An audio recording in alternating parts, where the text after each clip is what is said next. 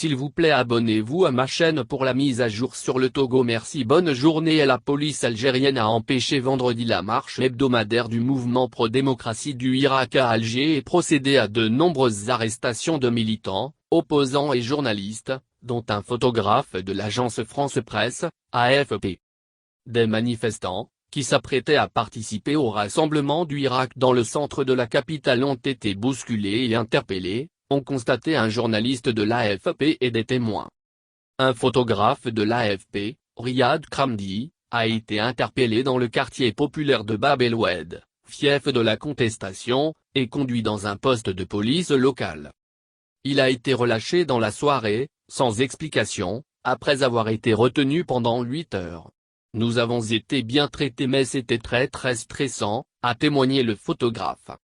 Au moins une dizaine d'autres journalistes et photographes ont été arrêtés, dont Khaled Drareni, correspondant en Algérie pour la chaîne francophone TV5, Kanza Kato, journaliste à Radio M, et un vidéaste de l'agence internationale Terre, selon des sites d'information indépendants. M. Drareni, directeur du site d'information Casbah Tribune, a été remis en liberté dans la soirée, selon ce média en ligne. Le correspondant en Algérie de Reporters sans frontières, RSF, est devenu un symbole du combat pour la liberté de la presse après avoir été incarcéré pendant 10 mois pour avoir couvert une manifestation du Irak en mars 2020. Plusieurs journalistes ont été interpellés et empêchés de couvrir la 117e manif des vendredis du Irak tandis que d'autres ont été molestés par les forces de l'ordre, a été RSF. Un groupe de journalistes a été relâché en fin d'après-midi, selon le Comité national pour la libération des détenus, CNLD, une association d'aide aux prisonniers d'opinion. Très stressant. Le CNLD a fait état de nombreuses arrestations dans le pays, parmi lesquelles des figures du Irak, des avocats et des opposants, comme le président du Rassemblement pour la culture et la démocratie, RECD, Mohsin Belaba, et l'ancienne détenue et militante du Irak Dalila Touha. La plupart des personnes interpellées recouvrent généralement la liberté en attendant d'être convoquées devant la justice.